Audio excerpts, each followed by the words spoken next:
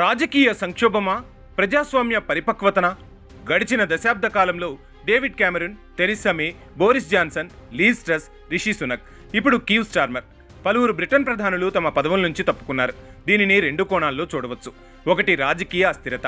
ఒకే దశాబ్దంలో 7 ప్రధానులు మారడమనేది ప్రభుత్వ విధానాల కొనసాగింపును దెబ్బతీస్తుంది. ఇది ఒక రకమైన అంతర్గత రాజకీయ అస్థిరతకు నిదర్శనం.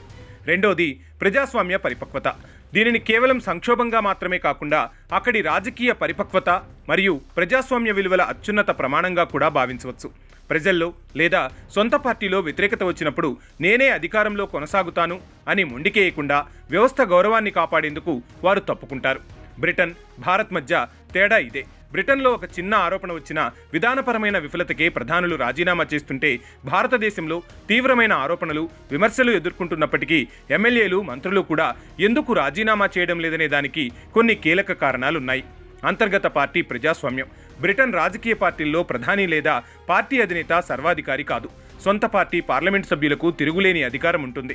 అధినేత పనితీరు నచ్చకపోతే లేదా వారి వల్ల తదుపరి ఎన్నికల్లో పార్టీ ఓడిపోతుందని భావిస్తే నాయకుడిని సులువుగా మార్చేస్తారు.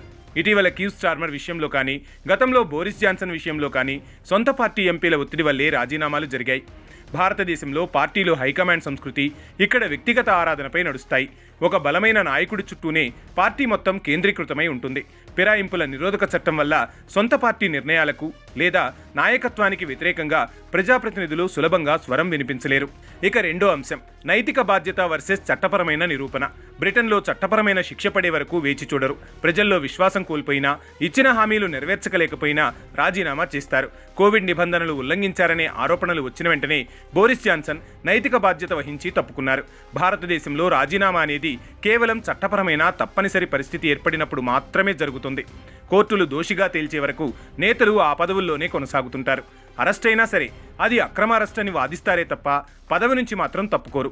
అయోధ్య కూల్చివేతలు, బోఫోర్స్ కుంభకోణాలు, గుజరాత్ అల్లర్ల వివాదం, నీట్ పేపర్ లీకేజీల వంటి పెద్ద ఎత్తున విమర్శలు ఎదురైనా న్యాయస్థానాల్లో లేదా దర్యాప్తులో తేలే వరకు పదవిలోనే ఉంటాం అనే ధోరణి కనిపిస్తోంది.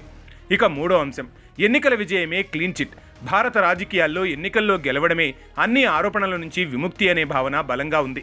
ఒక నాయకుడిపై ఎన్ని ఆరోపణలు ఉన్నా ఆయన మళ్లీ ఎన్నికల్లో గెలిస్తే ఆ ఆరోపణలన్నీ ప్రజలు తిరస్కరించినట్లుగా భావిస్తారు. ఎన్నికల్లో గెలిచినప్పటికీ పదవిలో ఉన్నప్పుడు చేసే తప్పులకు లేదా వైఫల్యాలకు తక్షణ జవాబుదారీతనం ఉంటుంది. ప్రజా తీర్పు అనేది 5 ఏళ్ల పాటు తప్పులు చేయడానికి ఇచ్చిన లైసెన్స్ కాదని వారు భావిస్తారు. రెండూ ప్రజాస్వామ్యాలు, వాటికవే విశిష్టమైనవే.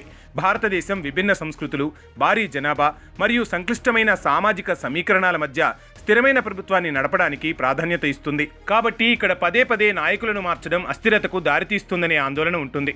అయితే బ్రిటన్ రాజకీయ వ్యవస్థ నుంచి భారతదేశం నేర్చుకోవాల్సిన ముఖ్యమైన పాఠం వ్యక్తుల కంటే వ్యవస్థలే ముఖ్యమనే సూత్రం. ప్రజాస్వామ్యం మరింత బలోపేతం కావాలంటే చట్టపరమైన చర్యల కంటే నాయకులలో నైతిక జవాబుదారీతనం, సొంత పార్టీలలో అంతర్గత ప్రజాస్వామ్యం పెరగడం ఎంతైనా అవసరం.